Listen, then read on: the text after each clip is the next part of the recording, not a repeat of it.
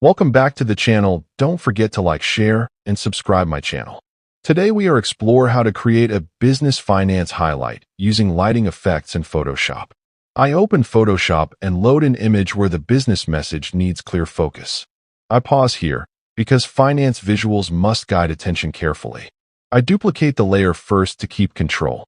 Now I go to Filter, then Render, and open Lighting Effects. I slowly move the light source toward the key finance element.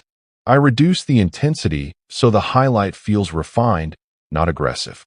I zoom in and check numbers, charts, and important business details. I soften the transition between light and shadow to keep trust intact. I zoom out and feel how the focus naturally pulls the eye. Now I add